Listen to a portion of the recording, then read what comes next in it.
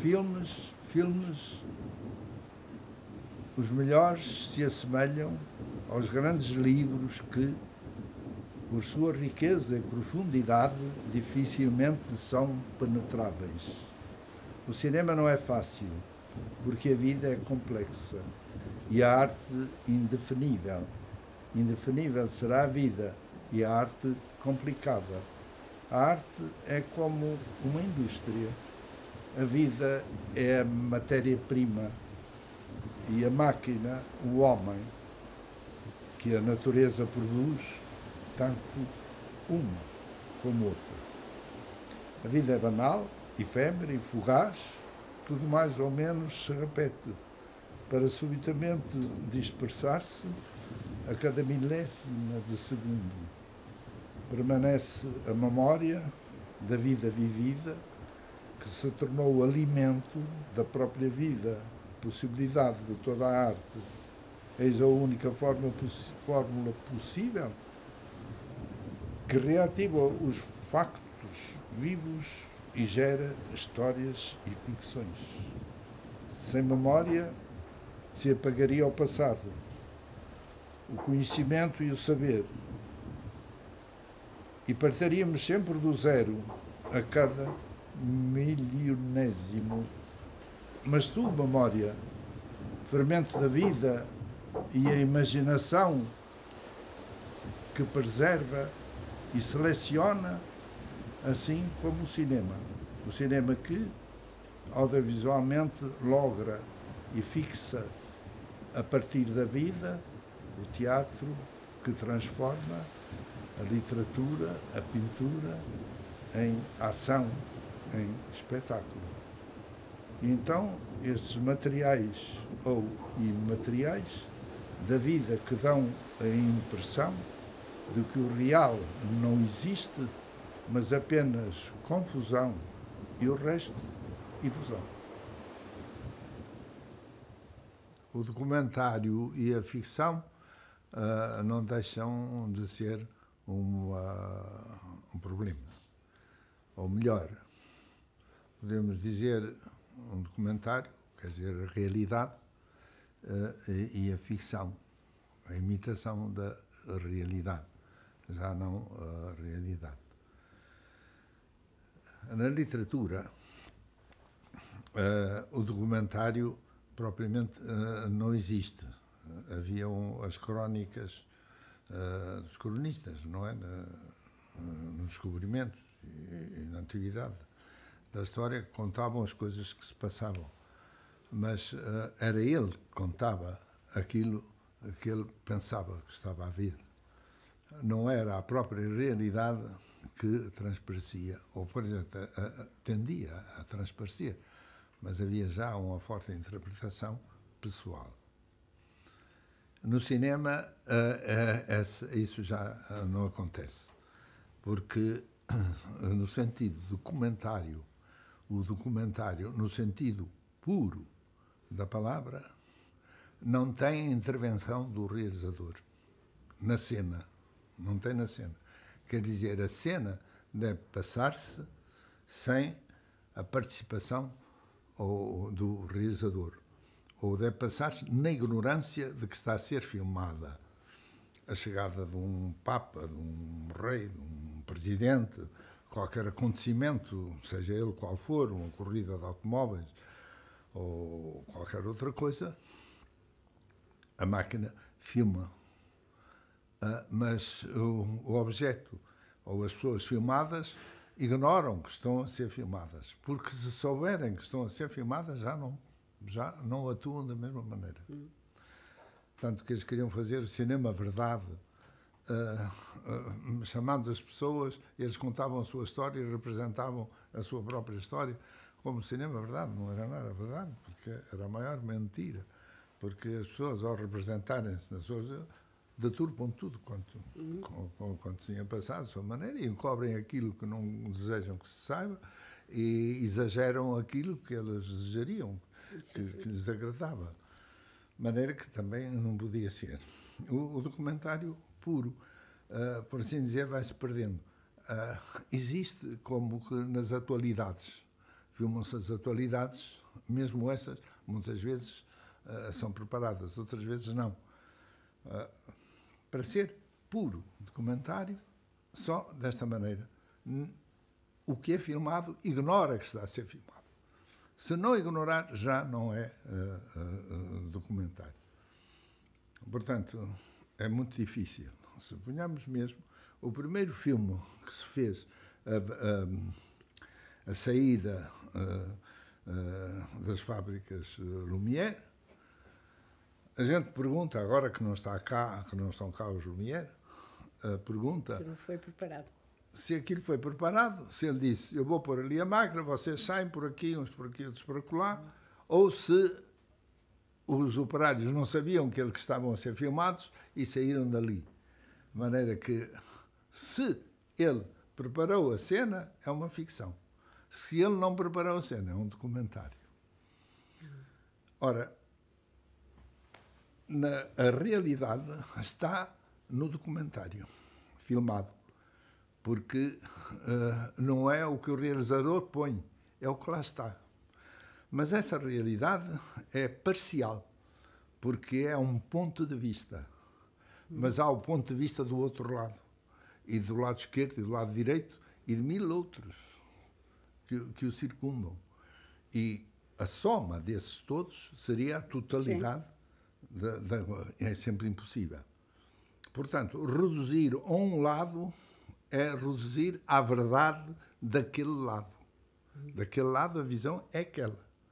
Se mostrar dois, falta o terceiro, quarto, quinto. Se fizer só aquele, fica só aquele. A literatura não poderá fazer isso.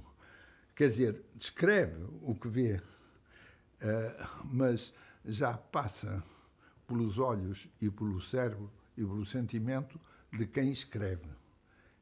Quem escreve é a máquina fotográfica.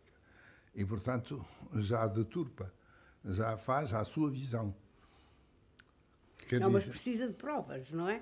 Eu acho que, eu, por exemplo, não me considero exatamente uma ficcionista, porque eu sirvo-me da realidade, mas essa realidade, mesmo, por exemplo, dos cronistas, eu não confio nelas. Porque eles eram, enfim, mandados por um poder, não é? E não podiam dizer alguma coisa, verdade, essa verdade estatal, digamos, não é? Portanto, eles... Agora, o ficcionista pode muito bem, isso acontece comigo, que eu gosto da história de uma maneira extraordinária. Devo-lhe dizer que só fui boa aluna. A história é memória. Eu só fui boa aluna em história. Era para mim uma disciplina realmente indisciplinada, absolutamente indisciplinada, porque aquilo que nos é transmitido pela história é completamente cheio de mentiras, de falsidades, de astúcias para não se conhecer o que realmente se passou com o ser humano. Portanto, o ser humano tem sempre o mesmo comportamento. Vamos a ver em que é que falha a história, em que é que falha os cronistas. E tenho descoberto coisas espantosas. Por exemplo, há um cronista nosso que, quando faz a história de Leonor Teles, não é? Que é apresentada como um ser detestável, abominável, enfim, com interesses enfim, na Espanha e como, de certa maneira, uma espia com poderes, portanto, como rainha, e há um dado nessa narrativa em que nós nos apercebemos que o Fernão Lopes, que é o cronista, está apaixonado por ela, gosta dela, e é contra a sua própria natureza que ele tem que a descrever como era a intenção popular não, desses poderes, de apresentar às forças populares, porque não se podia fazer nada sem elas, não é? Eu lembro-me de uma frase curiosíssima que há pouco tempo ouvi, em que era um filme americano, em que uma senadora dizia isto: nós podemos prescindir dos 10 testamentos, mas não podemos prescindir do povo, não é? Isso é o princípio, realmente, da força estatal, da força dos poderes, enfim, abalizados e consagrados. É isso. Prescinde-se tudo, menos da força do povo, não é? De maneira que há determinado momento em que o Fernão Lopes é realmente o povo a falar. Quer dizer, gosta dela, pronto. Gosta daquela mulher tal como ela é, impulsiva, intriguista, enfim, com uma capacidade de paixão extraordinária. E aí é que o meu papel é esse. Não me considero uma ficcionista na medida em que sou uma investigadora. Investigadora como se fosse uma criminalista, não é? De resto, eu dava uma ótima criminalista, não é? Um chefe da polícia dava. Se fosse um chefe... Porque o chefe da polícia tem que ser inteligente, não é? E eu acho que escrever um conto não é preciso ser extraordinariamente inteligente, não é? Há regras, não é? Pois até podia ter um sucesso muito mais do que tenho se fosse uma contista assim. Sim, mas é que não é preciso ser inteligente. O que é preciso é ter intuição. Se não tiver intuição, nada feito. Manuel de Oliveira, há muito escritor que não tem intuição nenhuma. Não Quem? Há muito escritor que não tem intuição nenhuma e tem sucesso. O que é que eu tenho? Eu não quero dizer que a intuição que dê sucesso. Tenho uma determinada receita que corresponde à época, a um certo tipo de leitor, enfim, e pode ter sucesso. Mas a intuição pode não ser nada com ele. Mas o sucesso não dá qualidade à obra. Às vezes dá, e nós perseguimos isso, nós dizemos, e eu pelo menos digo, ai que bom ter sucesso, não é? Sim, o Lobo Ribeiro também dizia, o que é que você gosta mais? Sucesso. E para o sucesso faz tudo para ter sucesso, menos para ser verdadeiro na obra que faz. O importante é ser verdadeiro e autêntico na obra que faz. Quando me cedo para esse escrever, é fundamental. quando escrevo, sou eu e o papel em branco, mais nada. Então não está no sucesso. Não tem sucesso. O sucesso é uma consequência dessa fusão que há entre o mais profundo e querido da natureza humana com aquele que o traduz, não é? Não. O que é interessante, que é diferente, é que o artista o escritor deve fazer aquilo que sente. Deve ser autêntico, sincero. Não há outra originalidade que não seja a sinceridade do autor. Não há outra. É a sinceridade que é original da pessoa. Bem, mas essa sinceridade também não deve ser demasiado evidente. Quer dizer, ele quando escreve não tem a mais pequena noção do que vai ser sincero ou não. A mim considero-me que eu sou uma escritora cruel e que sou, enfim... Agora já começa isso, já dizeste no estrangeiro, já também diz a perversidade, diz que eu sou uma pessoa perversa, não é? Toda a civilização é um historial da perversidade humana, não é nada, não é? Mas, no fim de contas, posso ser verdadeiro sem ser perverso? Agora pergunto-lhe. Pode ser verdadeiro sem ser perverso?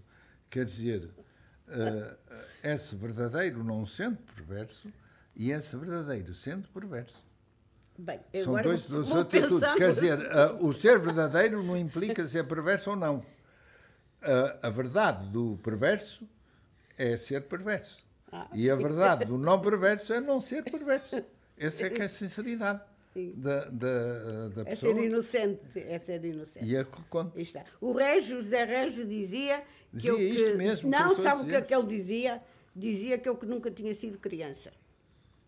Porque achava que eu tinha uma lucidez que mesmo em criança existia. Ele era extraordinário. Ele tinha uma percepção das coisas. Contudo, é uma coisa já conhecida. Manuel, uma coisa que já é conhecida é que eu digo, por exemplo, nasci adulta e vou morrer criança.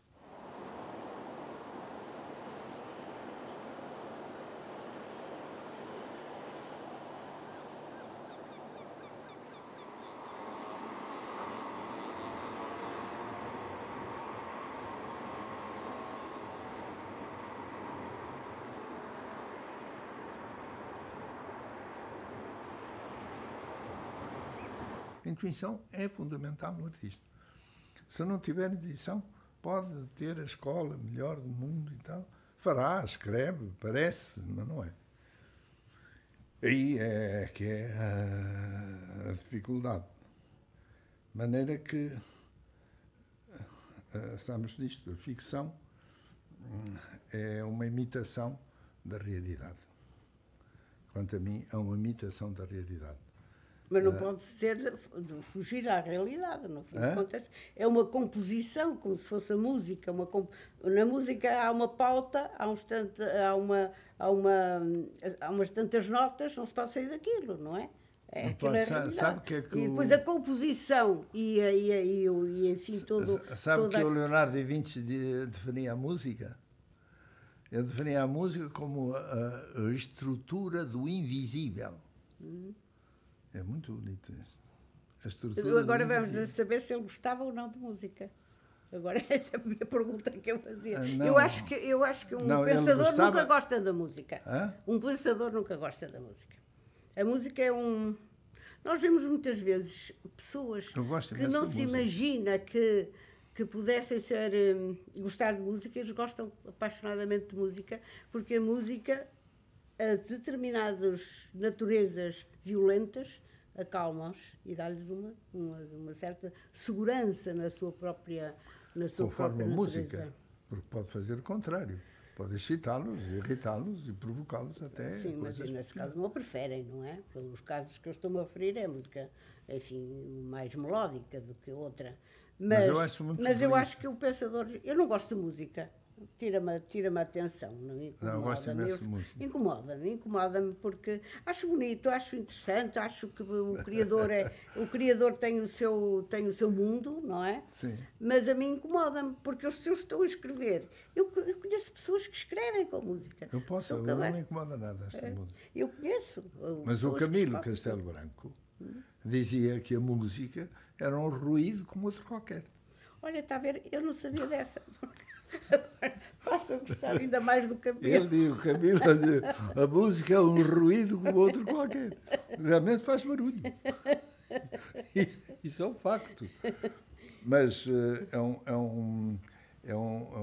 um barulho que não produz imagem, porque tudo é reduzido a imagem. A palavra é imagem, o som é imagem, o tato é imagem. E uma marcha militar não é imagem? Uma Marcha marcha- militar é imagem. Nós vimos aquelas marchas do João Filipe de Sousa, que até era um português, não é? Que ainda hoje são tocadas como o símbolo da marcialidade e tudo. É uma imagem, nós vemos imediatamente um exército a marchar com música, com aquela música, não é? Pois Também é o que está, o que diz o coisa, é a estrutura do invisível. Não, vê a imagem, quer dizer, não mostra a imagem. Mas ela está lá. Porque ela Mas está, partiu daí. é do invisível. Não é? Pois é. Não se vê, mas está lá. A música ouve-se, a imagem não se ouve, mas está lá, porque é a estrutura do visível. Quer dizer, o cinema é a estrutura do visível. Invisível. O som, a imagem. É por isso que a imagem casa muito bem com, Sim, e de com resto, o nos som. seus filmes A isso música vê-se. casa muito bem com É uma com a prova, imagem. os seus filmes, não é? A parte Eu musical gosto é imenso de muito... música e colocar a música lá no sítio próprio. Mas já é a mesma coisa com o escritor, já não é a mesma coisa, não é? Não precisa da música como acompanhamento, como, enfim, Não como sedução, precisa. inclusivamente, não? Eu acho que não há nada como o cinema que melhor simule a vida real. Sim. O cinema, que é o conjunto de todas as artes, dá uma perspectiva visual, audível, completa, não é? Quer dizer, com palavra, música, sons, tudo, é a imitação mais próxima da realidade.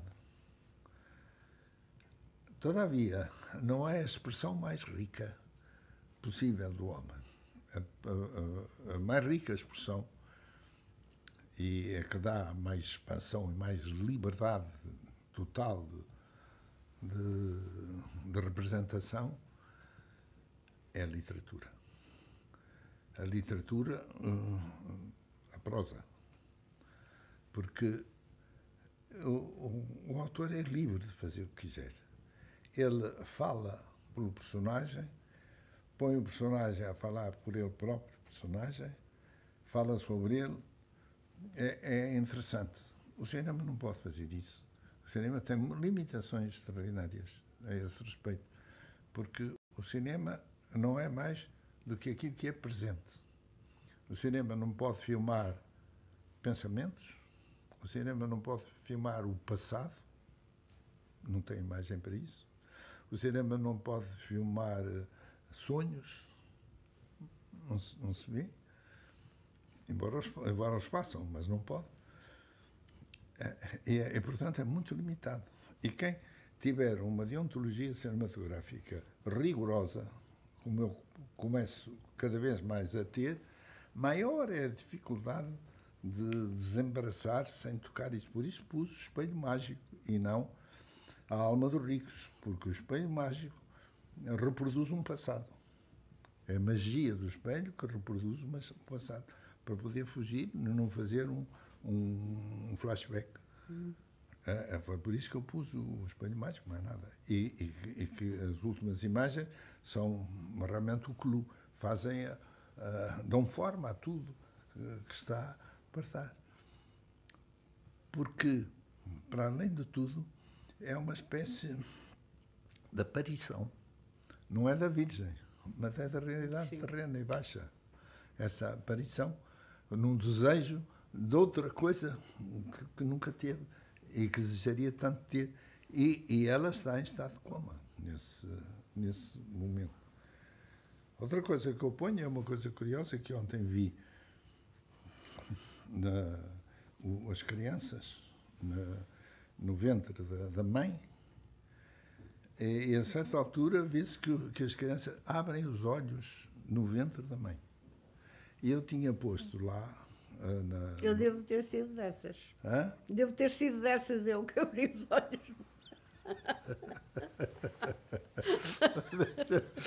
Porque eu pus lá que a luz ao fundo do túnel era o bebê ao nascer que via a luz ao fundo do túnel. Isso também. E os que nascem de pés? Não veem o túnel? Não, mas nem toda a gente vê o fundo no túnel. Nem toda a gente. Pois é. Nem toda a gente. Só vê os que realmente nasceram de cabeça e com os olhos abertos. E o aldrabão, como é que se chama? O falsário? O falsário diz, mas dizem que se nasce com os olhos fechados. E o Touro Azul diz... é possível. É possível. Ora, aí está o princípio da incerteza. É como termina. De maneira que tudo é incerto. Tudo é incerto, não é? O princípio da certeza, a única certeza que temos é a incerteza. A incerteza é que é realmente segura. Quer nas crónicas, quer nos livros, quer em tudo que se faça. Porque... como é que a gente vai criticar uma coisa histórica? Claro que a história conta, é como uma vinha. Tem aqui um bardo, tem ali outro bardo e tem ali outro bardo. E a ficção, o que é que descreve? Descreve o que se passa entre um bardo e outro. A história descreve aqueles pontos conhecidos por 2 ou 3 pessoas que dizem a mesma coisa. São os bardos. Mas o que há entre os bardos ninguém sabe. A ficção faz o que a história não faz. Conta o que se passa nos bardos. Por experiência, por intuição. O que se poderia passar. O que se poderia passar. Introduz a imaginação. Sim, a imaginação e por reflexo daquilo que conhece da vida. Sim, e de si própria. Sim. Não é? Vai pondo. Sim. Pondo, tirando, conforme. E isso é que é muito curioso. Por isso a literatura é uma riqueza. E além disso, é capaz de expor uma cena e ao fim da cena, isso acontece muito, por exemplo, com esse russo, o mais forte, como é que se chama? Não é o Dostoiévski, é o outro. Não me pergunte nada dos meus livros, que eu não os leio. Não é dos seus livros, é dos russos. Os escritores russos. O Dostoiévski? Não, outro. O Tolstói. Tolstói. O Tolstói põe muito isso, não é? Descreve uma cena e depois critica a cena, faz uma análise sobre a cena que escreveu. E depois tem uma riqueza, tem uma liberdade de possibilidade enorme que o cinema não permite, nem o teatro. Não é? Embora o teatro seja mais honesto que o cinema, porque o teatro nunca representa o sonho. Enfim, tem aquela lada da mágica, que é a coisa, mas fora disso, nunca representa o sonho. Mas o personagem vem e diz: eu sonhei isto, aquilo, aquilo, outro. É claro, ele pode mentir, mas aquilo que ele diz é verdade. É o facto, é o que acontece. A maneira que, e nunca diz, nunca mostra o passado. Diz: fulano fez isto, fez aquilo, ciclano fez aquilo outro, etc. Mas está correto no presente. Ele é um mensageiro, não é? O teatro é mais honesto que o cinema. E o cinema moderno, então, isso vai por aí fora. Quer dizer que, diz o filósofo, que levou milhões de anos a que o homem chegasse ao pensamento, ou chegasse à inteligência e ao pensamento. E hoje, por exemplo, a arte moderna é o inverso. É uma espécie de desfazer tudo quanto foi feito. Tudo o ganho e a ordem, o método e tudo que se chegou à possibilidade de senso, de crítica, de consenso, é um desfazer constante de tudo. Vai tudo para trás. Para a desordem. Para a liberdade. Liberdade que nunca existiu. O homem nunca foi livre. Mas os animais, sim. Manuel, mas se vivêssemos... Os animais selvagens. Nós estamos a fazer o comentário conforme a nossa experiência e a vida que fazemos. E de tudo que nos rodeia. Mas se vivêssemos noutra época, possivelmente, essa tal de que está a valorizar, possivelmente éramos críticos também dessa época, como somos da nossa. Não é? Nenhuma época tem que ser, a crítica existe sempre em relação à nossa própria intervenção no mundo. Com certeza que sim, mas as épocas distinguem-se. Há épocas que são de construção e de formação, e há épocas que são de desconstrução e de desformação. Mas temos boas estradas, não tínhamos, não? Porque sério, boas estradas, aviões, submarinos. Eu não considero isso. É horrível. Não considero isso não considero. Não considero, porque eu comprei um livro em Espanha, eu nem me lembro do autor, que se chama Manifesto contra o Progresso. E li 2 páginas, ainda não li todo, li 2 páginas, até já escrevi sobre isso, já descrevi um argumento para um filme, em que o progresso é o desastre. O progresso é que tolhe tudo. Veja, a classe operária foi feita pelo progresso. A poluição foi feita pelo progresso. O refinamento das guerras químicas e mais não sei quantos, e a bomba atómica foi feita pelo progresso. A bomba atómica que rebentou em Hiroshima há 50 ou mais anos continua a ter malefícios terríveis em seres humanos de agora. E os cientistas do mundo são totalmente incapazes de suster, de impedir que isso Manuel, não está a falar... Mas eu também queria dizer qualquer coisa. Mas deixa-me acabar. Mas porquê? Porque os cientistas são criaturas, não são criadores. Nós somos criaturas, não somos criadores. E esta falha é importante. E eles tomam-se por criadores, muitas vezes não são. Agora faz favor de falar como quiser. O que é que eu ia dizer? Eu ia dizer que isso tudo que está a dizer é contra o princípio da saudade. Porque se a saudade é a saudade daquilo, do mundo que há de vir, não é? Tudo isso que está a criticar pertence ao caminho do mundo que há de vir. Mas o mundo que há de vir... Não podemos eliminá-lo? Não podemos é o paraíso. O paraíso está fora da Terra. Não, Quer dizer, está fora da Terra. Repare, aquele que fez a bomba atómica também tinha a noção de que era uma coisa útil. Depois foi utilizada noutro sentido, não é?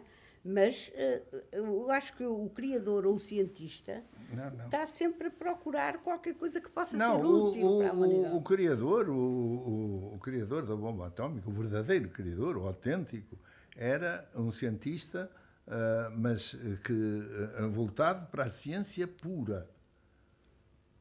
Para a ciência pura. O Einstein, que é a desintegração do átomo. E até tem uma frase muito bonita, que ele diz, é mais fácil desintegrar o átomo do que mudar uma mentalidade. Ora, essa descoberta permitiu a bomba atómica para a ciência aplicada. A ciência aplicada é que é um desvio.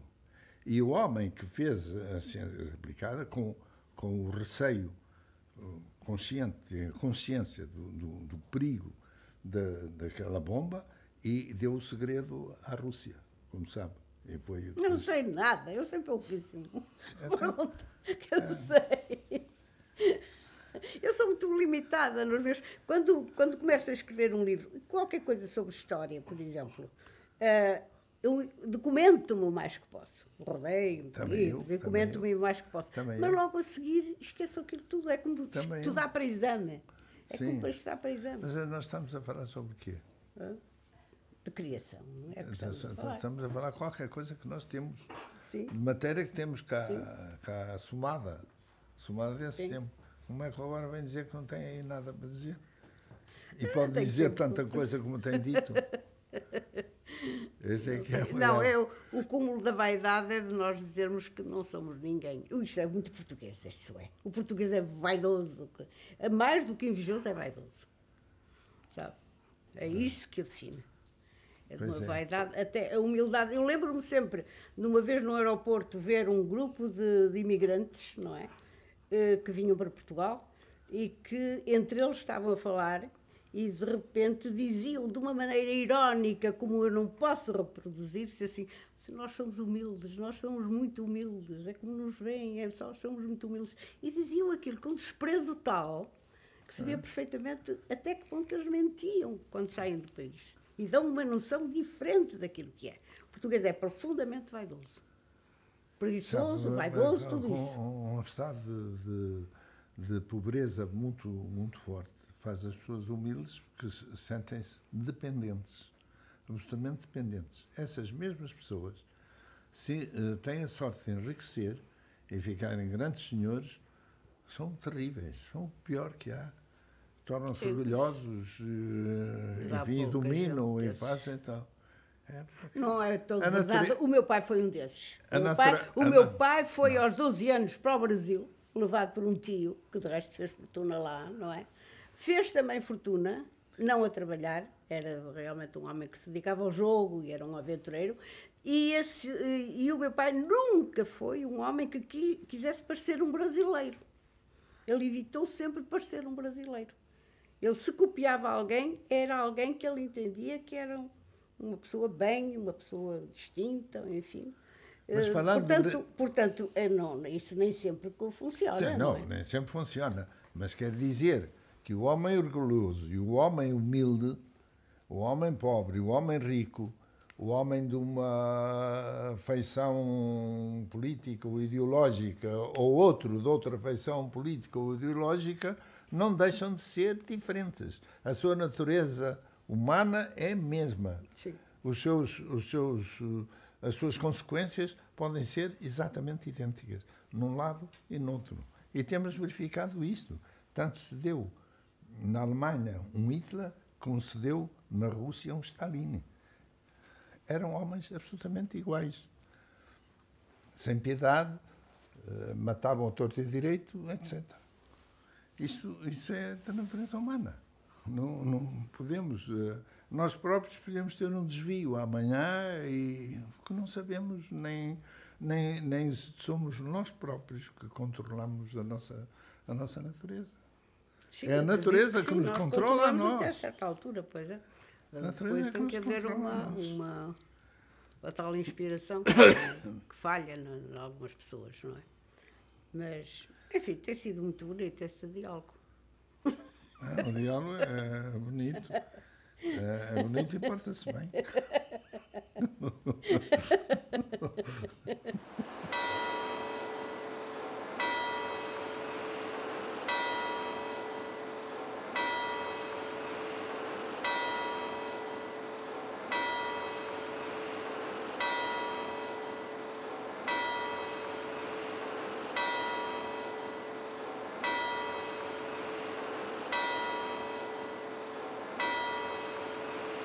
Eu penso que a nossa memória é como um arquivo.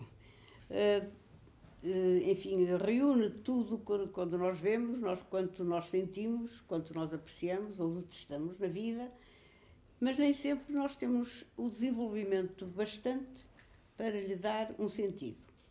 Depois, conforme a nossa idade, conforme a nossa experiência, vamos buscar à memória aquilo que está realmente arquivado, mas que não demos a importância de vida. Com a idade, a nossa memória, eu suponho que toma, enfim, uma importância que não teve. Por exemplo, uma memória de infância é vista de uma maneira. Depois há a memória coletiva também, a memória de familiar, não é? Que mais tarde nós damos-lhe um relevo que na infância não lhe demos. Não é? Os nossos pais, os nossos amigos, todos aqueles, até as pessoas mais humildes que nos rodearam, mais tarde elas tomam uma importância quase angélica. Isso é verdade. Acho muito bem o que diz. E, de facto, não há coisa mais importante no ser humano como a memória. Sem a memória, somos incapazes de qualquer coisa. Não sabemos quem somos, nem onde estamos. Por que razão estamos aqui, mesmo com memória, não estamos seguros de saber a razão por que aqui estamos. Mas eu penso que disse muito bem, não é? Uma ideia, eu suponho que é a juventude, sobretudo, um pouco a infância, mas sobretudo a juventude. A juventude deixa-nos uma marca profunda. Quer dizer que durante a nossa juventude nós não sentimos a felicidade pela qual passamos. Só depois, com mais idade, já mais idosos, é que nos lembramos de como fomos felizes certas vezes na nossa juventude. E é um ponto de referência insubstituível. A juventude dá-nos uma força, porque ela tem uma força, um impulso tão grande na vida, de certo modo, não temos plena consciência enquanto vivemos esse período. Mas ganhamos consciência dele mais tarde. E quanto mais a idade vai avançando, mais relevo toma esse tempo porque passamos. Mas a memória é um caso especial. Quer dizer, o mecanismo da memória é extremamente caprichoso. Fixa coisas, às vezes não tem importância nenhuma, e esquece outras que teriam eventualmente grande importância. Mas ela é caprichosa, fica umas coisas, não fica com outras, e com a idade até começamos a perder a memória. Em mim, sobretudo, certos nomes, certas coisas escapam. Sei perfeitamente quem são as pessoas, mas os nomes, sobretudo os nomes, escapam. Mas quando me sento ao computador para escrever um argumento, aí não me falha nada. É curioso, parece que ficou tudo arrumado para que aquilo ficasse intacto. A memória é como nós próprios, um mistério.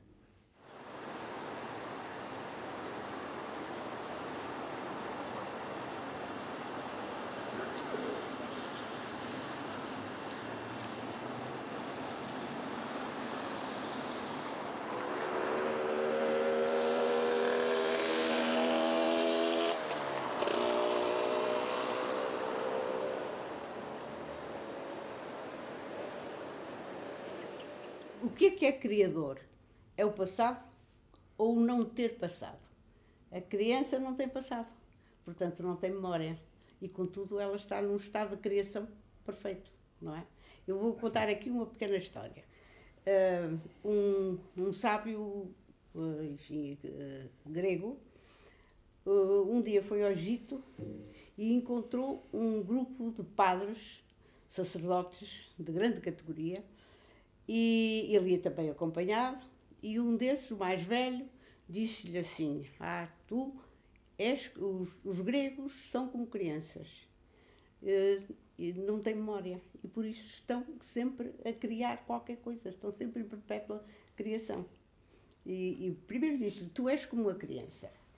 E o grego ficou muito incomodado com isso. E disse: o que é que tu queres dizer? Ele disse: tu queres dizer que a criança não tem passado. E, portanto, está sempre em perpétua criação, em perpétuo estado de curiosidade. E a curiosidade é que acompanha a criação, evidentemente. E explicou-lhe assim. E, no fundo, isso traz-me essa ideia, se de facto conservar essa atividade da curiosidade, isso não será realmente o segredo da criação. Mas o verdadeiro criador apoia-se, evidentemente, na memória, não é? Mas não se deve deixar envolver demasiado com ela. Eu acho que acontece muito com os portugueses. Vivem demasiado na sua memória e a criação falha nessa altura. Acho que tem plena razão. Mas guardar essa inocência faz com que a criação seja ela própria uma novidade. Senão há uma repetição. Essa inocência é fundamental, porque nós temos, eu direi, é uma coisa não por estudo, por intuição talvez, que há dois tipos de memória. Há a memória que foi fixada de coisas que foram passadas, mas há uma memória inconsciente que nos é dada através do sangue, através de gerações. E, portanto, temos memória de gerações. E é isso, talvez, que a criança evoca para ser criativa. Coisas que vêm de lá muito atrás. Isso já é sabedoria. Dos pais, é sabedoria. Dos pais, dos avós, dos bisavós, enfim, dos antepassados, até Adão e Eva, que é o início. Da Adão e Eva não temos nós memória. Não temos memória, temos. É forçada essa memória do Adão e Eva, não é? Não é forçada. Nós falamos do Por Adão e Eva. Incutem-nos. Essa é uma instrução que nos vem desde a infância, de que o Adão foi criado primeiro. E eu acho que não, que foi a Eva.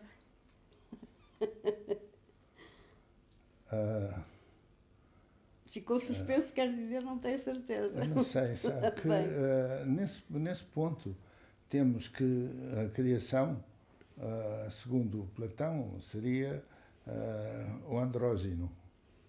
E no andrógeno estava o masculino e o feminino.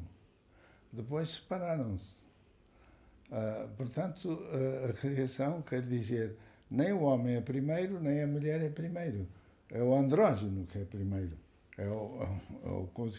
Quer dizer, era representado por uma esfera e não pensava, porque o pensamento cria a infelicidade. Não pensando, está tranquilo. De maneira que depois a divisão é que tornou, e vem até a ideia da alma gêmea, contrária à alma que era o andrógeno, que é do correspondente. O feminino separou-se do masculino, e depois procura juntar-se. Mas isso é uma história muito complicada. Muito complicada, que diz sobretudo respeito ao Platão. Não quer dizer que diga a todos nós, não é? Sim, ao Platão, pois, o que tem a cultura...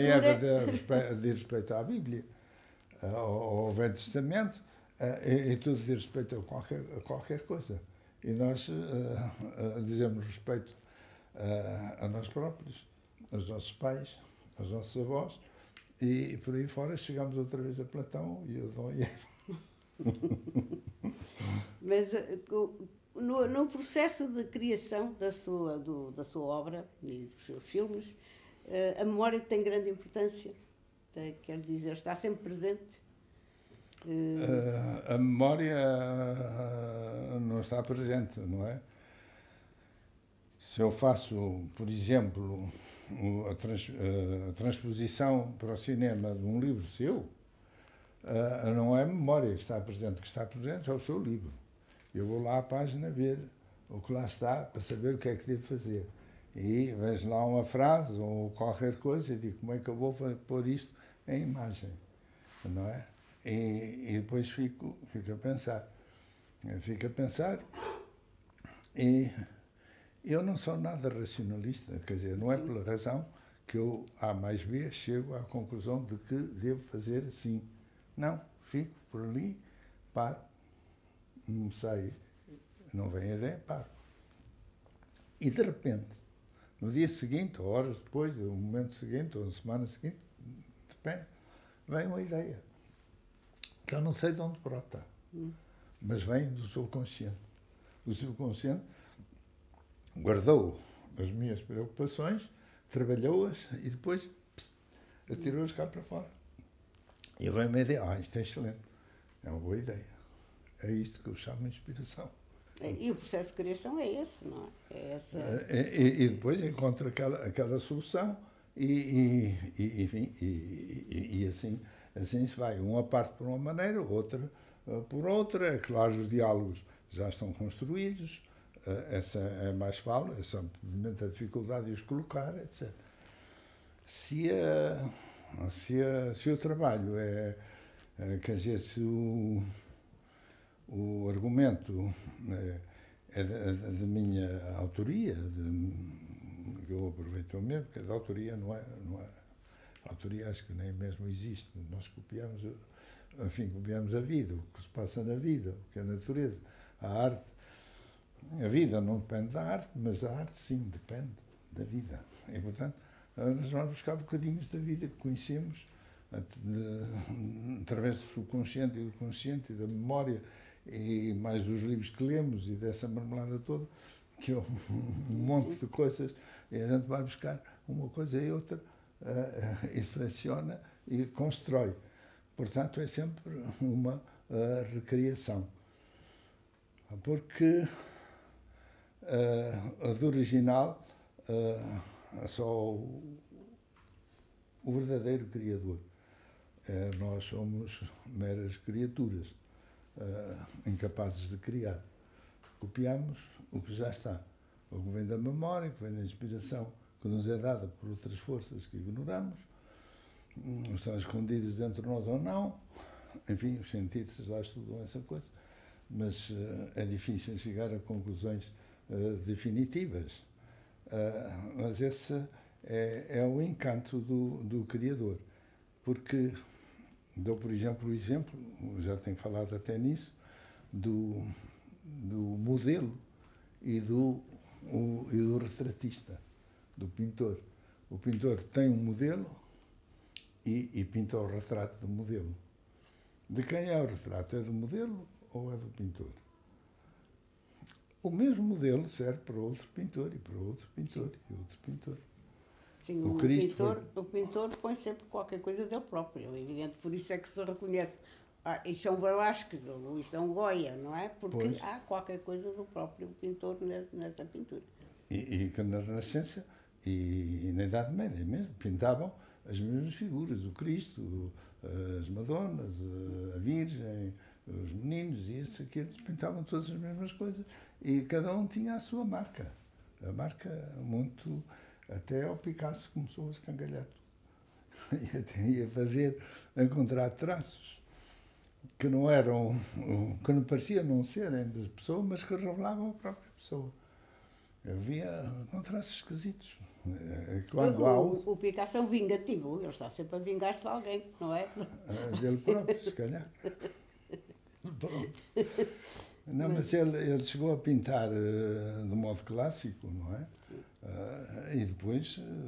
E depois achou que não ia muito longe, de maneira que encontrou outro caminho. Encontrou outro caminho. Foi um revolucionário da pintura, não é? E hoje exagera-se.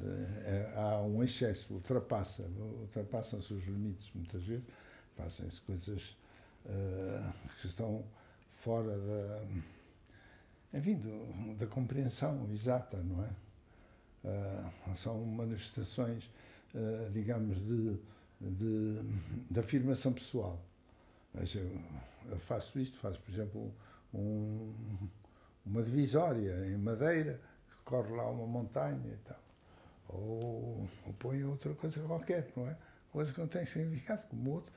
Tirou um tubo de escape, já meio ruído, e pôs na Bienal de Veneza, não é?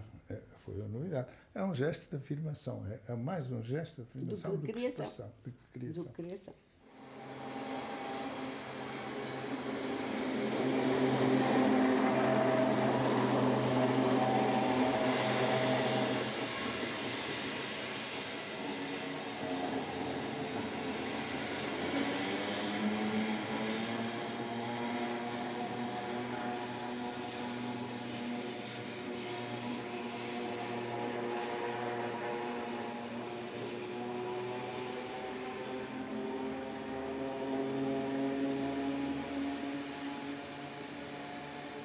Eu acho que de artista para artista é muito diferente o processo de criação. Eu, por exemplo, tenho um processo de criação que eu considero desonesto, não é? Porque se escrevo rapidamente, não rasuro, não elimino, quase só depois nas provas é que pode haver uma ligeira emenda, não é? Mas, de um modo geral, escrevo rapidamente e com um texto muito perfeito, digamos assim.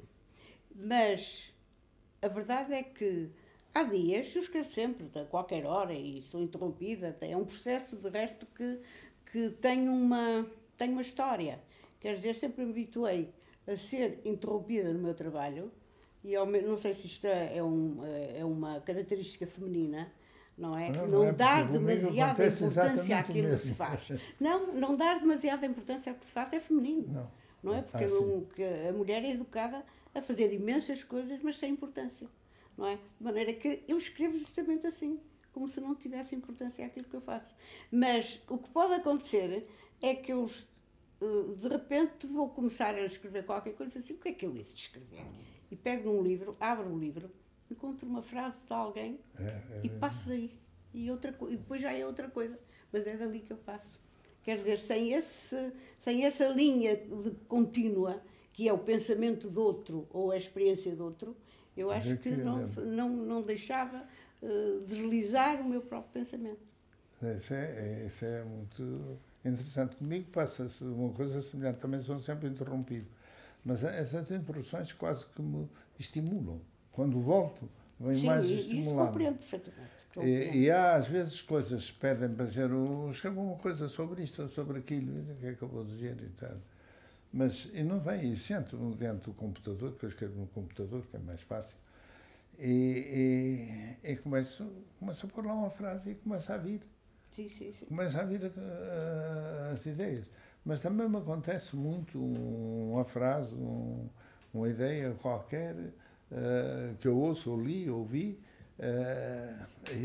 eu tomo logo posição, faço isso e reajo a favor ou contra esse dito, e é um estímulo para criar, para produzir. Mas o que eu deduzo da Agostina nos seus livros é que, tenho dito isso já várias vezes, é que o que eu gosto mais nos seus livros é o que há de, digamos, irracional. O que é uma espécie de vulcânico. É uma coisa que brota, não é lava, mas é vulcânico. É fogo. Até comparar o Pedro Costa, esse realizador que fez a lava, a não sei o quê, esse é mesmo lava. Quer dizer, já trata a lava saída do vulcão. mas já, quer dizer, já é coisa gasta. Não tem a novidade nem a força de expelir pela primeira vez gestos, forças, atitudes, sentimentos, reações, etc. E isso é uma riqueza natural da própria altura. Rios, que poderá dizer-se dos rios, que todos aqueles, os maiores, e a grande maioria dos outros, vão de afluente em afluente, engrossando a massa das águas que corre à procura da foz do oceano que o destino para cada um marcou. Oceanos diferentes, que se ligam entre si pelos extremos e que, no seu conjunto, ocupam 2/3 da superfície terrestre. Os rios que atravessam Portugal, os que nele nascem e os que de Espanha vêm, todos se dirigem para o mar Atlântico. Saudade, vamos falar de saudade. Vamos falar da identidade do português ou da suposta identidade do português. Porque eu acho que a saudade não define o português. Eu acho que foi uma aquisição judeu-cristã, porque se nós vemos justamente aquilo que já falámos, todo o Velho Testamento, é um processo de saudade de uma ponta à outra. Até saudade de Deus, não é? Há sempre é uma espécie de contemplação do passado, daquilo que poderia ter sido e daquilo que pode um dia ser, não é? Isso é saudade. Não sei se exatamente o português vive a saudade dessa maneira ou é uma maneira de simbolizar, não é? Dos seus tempos livres, ele diz, eu sou uma pessoa saudosa. E então passa a ser poeta, que eu detesto os poetas, aqui para nós. Eu não sou saudosa, nada saudosa, não tenho saudades de nada. Às vezes pequenas coisas, coisas insignificantes, qualquer pessoa não teria reparado, não é? Do gosto de certas frutas, de certos paladares, enfim, de certos, sei lá, de certos sorrisos, inclusivamente. Eu devo contar que há 2 ou 3 dias, numa clínica, entra uma mulher pobre, vinha de uma pequena cidade daqui do norte, com um filho doido, e ela senta-se ao meu lado e começa imediatamente a falar. Imediatamente, como se nos conhecêssemos há muito tempo, há muitos anos. E ela tinha um sorriso espantoso. Nunca vi um sorriso daqueles. Porque é isso que me é capaz de fazer saudade. Um dia lembrar-me, e neste mesmo momento, tenho saudade de ver aquele sorriso, não é? Mas de coisas grandes, coisas que nos pudessem, como se diz, pudessem marcar, não tenho saudade. Eu saudades desse sorriso não tenho, não conheço, mas que ficava muito empenhado em ver esse sorriso. É uma coisa extraordinária. Deixa-me realmente empenhado a ver esse sorriso. É? Mas há um poeta, embora eu não goste muito dos poetas, mas este é muito interessante, para meu ver, que já é há muito tempo isso ficou, que é o Catulo Cearense. E ele então escreve que há um morro bastante inclinado, onde um jovem tem uma horta e vive daquilo, e a sua casinha, etc. E embaixo tem uma canoa. E de fronte do rio, um rio não muito largo, há uma pequena aldeia. E nessa pequena aldeia vive a namorada dele. E ele, quando acaba o trabalho, toma o seu banho, arranja-se e desce para a canoa, já é noite. E atravessa o rio e está uma noite de luar muito forte, de maneira que ele vê do rio, por entre o arvoredo, vê a sua noiva a dançar com outro, mas com esse tal sorriso que faz saudade. enfim, que é uma espécie de entrega ao rapaz com quem está a dançar. E ele fica desolado, absolutamente desolado, e já não é capaz sequer de desembarcar. E volta para trás. E quando volta para trás, vê que a terra e a casa dele têm uma derrocada e tudo se desfaz e cai para o rio, em relação ao rio. E então o Catulo cearense define a saudade por este modo. Saudade é a terra caída de um coração que sonhou. Eu lembro-me desse verso. E é muito bonito. Mas há outra interpretação da saudade, que é do Teixeira de Pascoais, que certamente conhece. Conheço, de que maneira. Que a saudade não é a saudade do que se passou, mas é a saudade do que há de vir. Sim. Mas isso é da terra prometida, no fim de contas, vamos ao mesmo, não? Justamente é essa. A saudade, quer dizer, é a saudade do paraíso perdido. Sim. Portanto, tornar a ele. É esse o sentido da saudade. Não sim, do que se deixou, que nos deixa às vezes até mais tristes do que desejosos que isso se repetisse, mas de voltar à calma. No fundo, é o Quinto Império. Sim. No fundo, é a União Europeia, Sim. é a união dos povos, é a harmonia, é tudo aquilo que é irrealizável na Terra.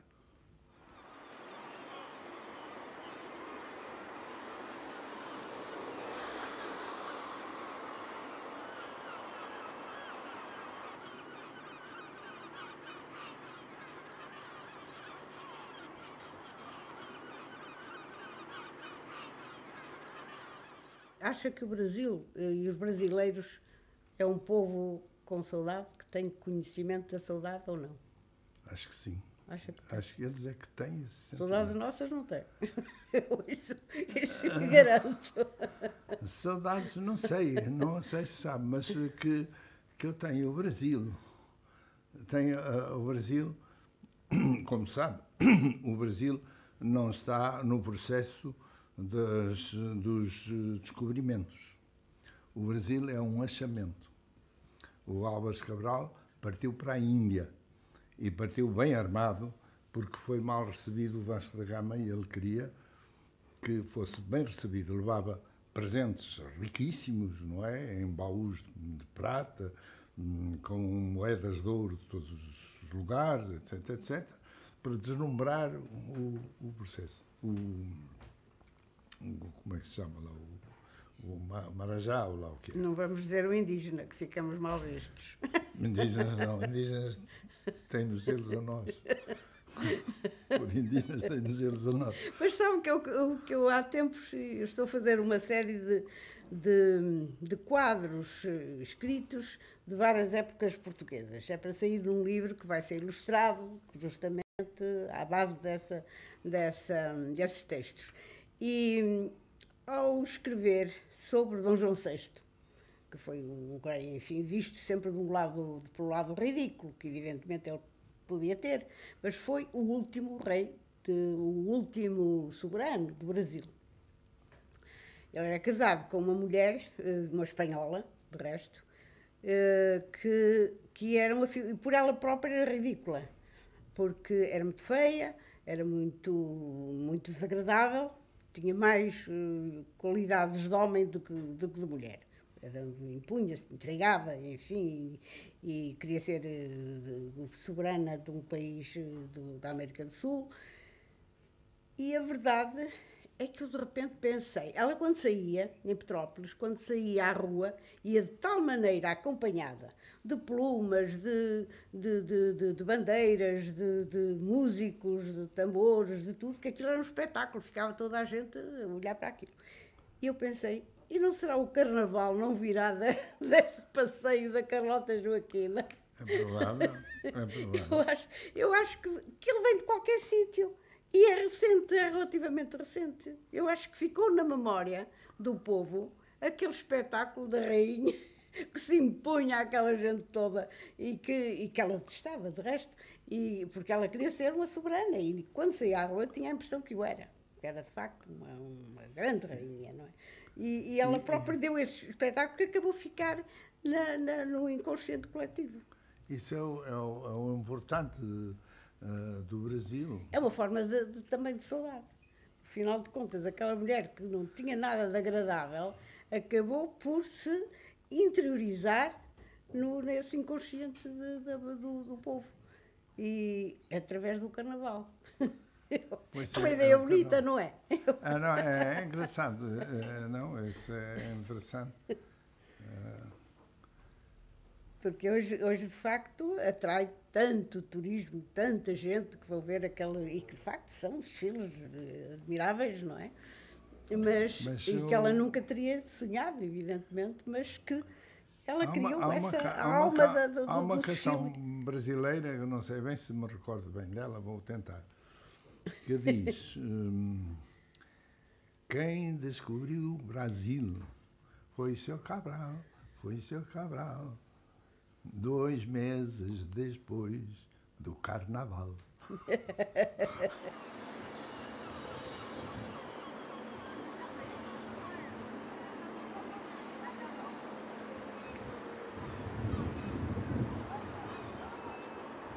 O carnaval é uma explosão. Sim.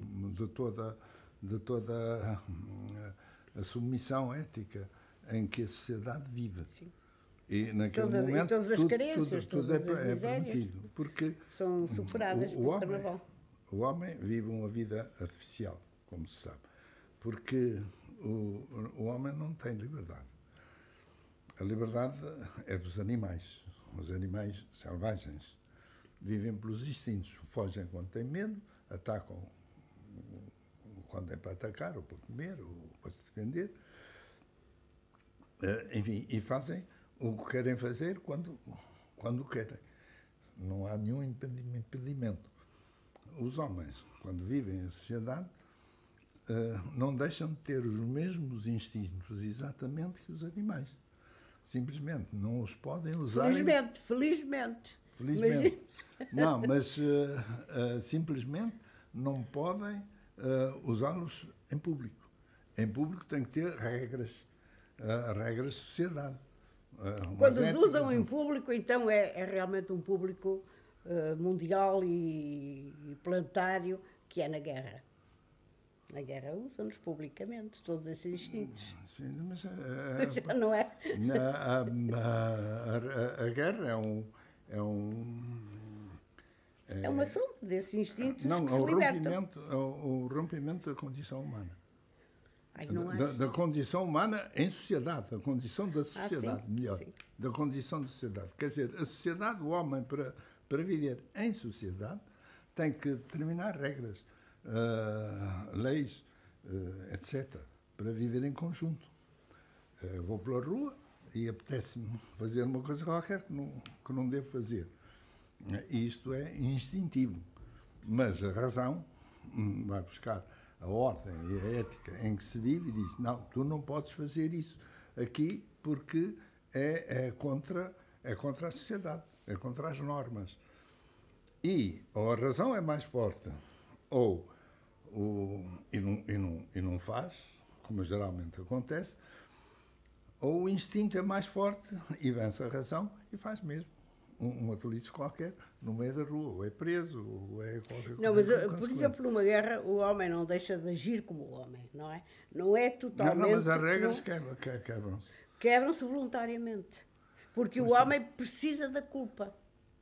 Precisa de ser culpado para sublimar e então ser um para criador. se redimir.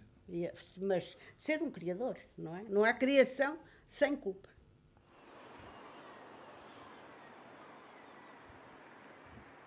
Eu fui bebé, cobra, fui leão, fui cão, fui rato. Herdamos a malícia sorrateira da cobra, a coragem frontal e a força do leão, a fidelidade e a raiva canina, a rapidez dos movimentos e a astúcia ágil do rato. Fui como tu, peixe do mar e ave de rapina. Foi como tu, terra, e como tu, o pó, que voltaremos a ser. Foi como tu, o invisível átomo. Foi como tu, parte de tudo o que existiu, como de tudo o que existe. E de tudo um pouco se guardará em mim, como em ti, como em todos nós, enquanto nos anima o Espírito. Esse Espírito que dá forma às coisas, que agita os seres vivos e sustenta em sua força o peso descomunal das coisas inanimadas. Só, enfim, tudo aquilo que fui. E assim fazemos parte desse todo, que é tudo, organizado em ordem a um desconcerto, desconcertado num concerto, calculado com precisão matemática pelo tal ignorado autor, do qual inteiramente dependemos para a sorte ou para a dor, e o percebemos como Deus, Criador.